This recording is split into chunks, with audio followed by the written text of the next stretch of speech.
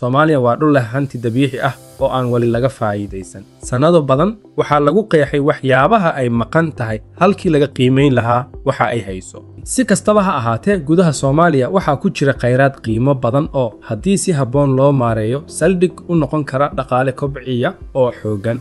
Soomaaliya ma qaadi doontaa tallaabada ku habboon waqtigeeda, mise waxay daawan doontaa suuqyada caalamka oo isbedelaya iyada oo hantideeda aan la taaban la dayacayo. kheyraadka Soomaaliya waxay ku jiraan 4 qaybood oo waaweyn: shidaalka, kalluumaysiga, xoolaha iyo beeraha. Mid kasta oo ka mid ah wuxuu fursad fiican u leeyahay inuu daboolo baahida suuqyada caalamka, isagoo siinaya Soomaaliya waddo ay ku gaarto xasilooni dhaqaale. Waxaa la rumaysan yahay in shidaalka iyo gaaska dabiiciga ah ee Soomaaliya ay jiraan tiro badan, iyadoo qiimeynta hore muujinayso in kaydka shidaalka Soomaaliya uu la tartami karo dalalka jaarkeeda ee horumaray.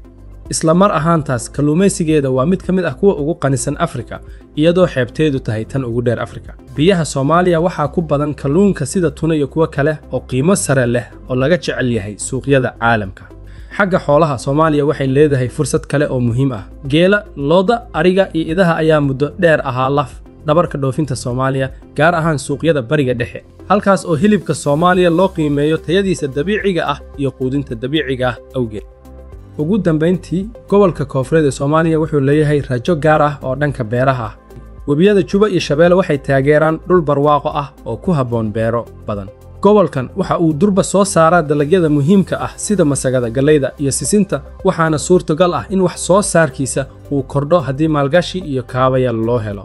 kheyraadkan oo dhan waxay Soomaaliya siinayaan fursad aan caadi ahayn oo ay kaga baxdo saboolnimada una gudubto dal dhaqaale ahaan dhexaad ah, laakiin waqti baa ka sii dhacaya. mid kasta oo ka mid ah kheyraadkan waxaa soo wajahaya fursad sii xumaanaysa sababtoo ah isbeddelka degdega ah ee suuqyada caalamka iyo tiknoolajiyada. tusaale ahaan, shidaalka Soomaaliya waxaa lagu soo bandhigayaa waqti ay dunidu u wareegayso ilo tamar oo cagaaran sida qoraxda iyo dabaysha.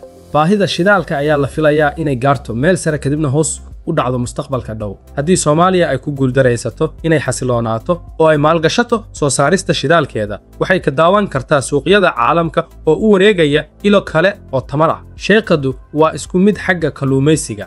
iyadoo biyaha Soomaaliya ay weli yihiin kheyraad qiimo leh, haddana kororka dhaqaalaha kalluunka ee gudaha dalalka ayaa bedelaya suuqyada. dalal badan ayaa hadda awood u yeeshay inay kalluunka si farsamaysan uga soo saaraan gudaha iyagoo adeegsanaya tiknoolajiyad cusub. tani waxay yareyn kartaa baahida loo qabo kalluunka laga keeno Soomaaliya. xagga xoolaha, isbedelada ku yimid caadooyinka macaamiisha ayaa sidoo kale khatar ku ah faa'iidada Soomaaliya.